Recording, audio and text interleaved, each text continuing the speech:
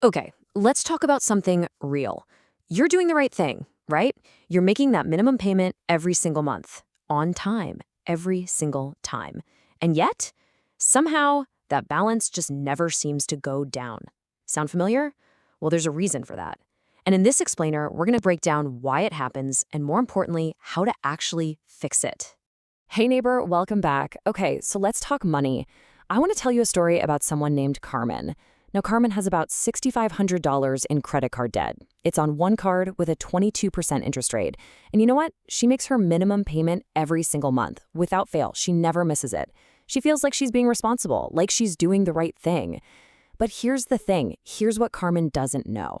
If Carmen only ever makes those minimum payments, it's going to take her 14 years to pay off that $6,500. 14. And get this, by the time she's finally done, she will have paid almost $6,500 just in interest. I mean, let that sink in. She borrowed $6,500 and she's going to pay back nearly $13,000. She's paying double just for the privilege of carrying a balance on that one card. See, Carmen isn't doing anything wrong here. Not at all. In fact, she's doing exactly what the credit card company wants her to do. You got to understand, minimum payments are designed on purpose to keep you in debt for as long as humanly possible at the highest possible cost to you. That's not some kind of mistake. It's not an accident. It's their entire business model. And you know what? Today, right now, we are officially opting out of that model. Okay, before we get to the solution, I just want you to see the scale of this whole thing. Right now, Americans owe $1.3 trillion in credit card debt. Yeah, trillion with a T. That's a record high. It has never been higher in history. The average person who's carrying a balance owes about $6,580, and at an average interest rate of 22%, that balance costs them nearly $1,500 every single year. And that's not paying down the debt. That's just the interest. That's just the cost of having the debt. And here's the number that really gets me. 27 million Americans right now can only afford to make that minimum payment. You know what that means? It means they're basically paying only interest every single month. They're making almost zero progress, like none, on what they actually owe. That's not a plan to pay off your debt. That's a subscription to debt. So let me break this down for you so you can see exactly why these minimum payments are such a trap. Okay, so your minimum payment is usually calculated as like 1 to 2% of your balance. So for Carmen's $6,500, that's going to be about $130 a month. Now here's where it gets crazy. With a 22% interest rate, her monthly interest charge on that balance is about $119. So out of her $130 payment, $119 goes straight to interest. That leaves just $11. $11. That's all that's going towards the actual debt each month on a $6,500 balance. It's impossible to get ahead that way. The only way out is to pay way more than the minimum. And today, I'm going to show you the most effective ways to do exactly that. All right, so there are two proven, battle-tested methods for paying off credit card debt. And look, they both totally work. The best one for you really just depends on how your brain is wired. You got method 1, which is the debt snowball, and method 2, the debt avalanche. Let's break them both down. Okay, first up, the debt snowball. This one was made famous by Dave Ramsey, and it works just like this. You list all of your debts from the smallest balance to the largest. You keep making the minimum payments on everything, but then you take every extra dollar you have and you throw it at that smallest debt first. The power here, and it's a big one, is psychological. You get that quick win, you knock out a debt, and that builds momentum. People who get those early wins tend to stick with their plan longer. Now, the debt avalanche is different. For this one, you list your debts from the highest interest rate down to the lowest. Again, make minimum payments on everything. But this time, you throw all your extra cash at the debt with the highest interest rate. This method, mathematically, is the optimal strategy. It's going to cost you less money in total interest over time. So the big question is, which one should you use? And honestly, the best method is the one you'll actually stick with. It's that simple. If you're the kind of person who needs those early wins to stay motivated, go with the snowball. If you're more of a numbers person and you can trust the math, even if it feels slower at first, go with the avalanche. The most important thing to remember is that both of these methods will beat making minimum payments by years and save you thousands of dollars. So just pick one and start tonight. Okay, let me show you what this looks like with some real numbers. Let's say you've got 3 different debts. Card 1 has an $800 balance at 18% APR. That's annual percentage rate.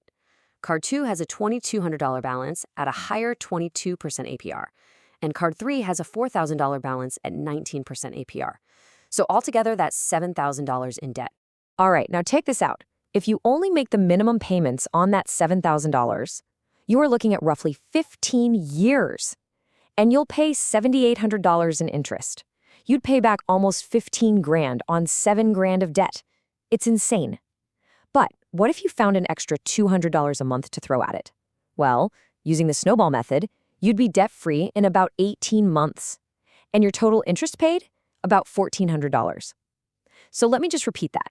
Instead of 15 years and $7,800 in interest, it's 18 months and $1,400 in interest. It's the same debt. It's the same income. All that changed was the strategy. That's the power of this. It's not always about making more money. It's about being intentional with the money you already have. Okay, so the most common question I get at this point is always, this sounds great, but I don't have any extra money. And I totally get that. I hear you. So let's talk about some real, practical options. First, do a subscription audit. I'm telling you, most people can find $50 to $150 a month in subscriptions they completely forgot about. 2, look into a balance transfer card. Some cards will give you 0% interest for anywhere from 12 to 21 months. This one thing alone can save you hundreds, even thousands. 3, a temporary income bump. Think about a side hustle, maybe some overtime at work, or just selling stuff around the house you don't need anymore. And 4, don't be afraid to negotiate your rate. You can literally call your credit card company and just ask for a lower interest rate. If you've been a good customer, you'd be surprised how often they say yes. Here's a great example. Let me tell you about Isaiah. So Isaiah had $5,000 in credit card debt at a pretty high 24% interest. He was able to qualify for a balance transfer card that offered him 0% APR for 18 months. Now, he did have to pay a small transfer fee, but then for the next year and a half, every single dollar of his $200 monthly payment went straight to the principal, not to interest. At the end of those 18 months, Isaiah had paid off $3,600 of his debt. Now, if he hadn't done the balance transfer and just kept making that same $200 payment at 24% interest, he would have only paid off about $2,400. It's the same payment, same amount of time, but with the transfer, an extra $1,200 of his debt was just gone. Okay, now it's really important we talk about a few of the common mistakes I see people make when they're trying to get out of debt. These can really set you back. First mistake, closing your credit cards once you've paid them off. It feels good, I know, but it can actually hurt your credit score. Don't do it. Mistake number 2 is draining your savings to pay off debt, but not leaving yourself an emergency fund. Because what happens? One unexpected emergency comes up and you have no choice but to put it right back on the credit card. Number 3 is a big one, paying off the debt but not changing the spending habits that got you there in the first place. That's just like bailing water out of a boat that still has a hole in it. You're just going to end up right back where you started. And finally, mistake number 4, just ignoring the debt and hoping it'll go away. It won't. I promise you, at 22% interest, it only grows. All right, I want to switch gears for a second and talk about something that I feel like nobody in the personal finance world talks about enough. And that is, debt is emotional. It's not just about the numbers. There's the shame of even having it. There's the stress every time you look at that balance. And there's that awful feeling that you made some bad decisions and now you're going to be paying for them forever. I really want to speak directly to that feeling right now. Look, most credit card debt is not the result of some wild, reckless spending spree. For most people, it's the result of a medical bill, a sudden job loss, a car that broke down. It's the result of just trying to survive. Listen to me. You are not bad with money because you have credit card debt. You are a human being navigating a really expensive world with some pretty imperfect tools. What matters right now is not the shame about how you got here. What matters now is the plan forward. I want to tell you about Marcus. He had about $80 to $100 in debt spread across 4 different cards. He told me that the day he finally sat down, took a deep breath, and just listed out every single balance and every single interest rate, that was the first time in 2 years he actually felt like he was in control. Nothing had changed yet financially, but for the first time he could finally see the whole problem. And what you can see, you can attack. So here is your exact action plan for tonight. Seriously, you can do this tonight. Step 1, list every single credit card debt you have, the balance and the interest rate. Step 2, pick your method, Snowball or Avalanche. Just choose one. Step 3, find your extra payment. Even if it's just $50 a month, it makes a huge difference. Step 4, set up the system. Automate your minimum payment so you never miss one, and then manually make that extra payment to your target debt.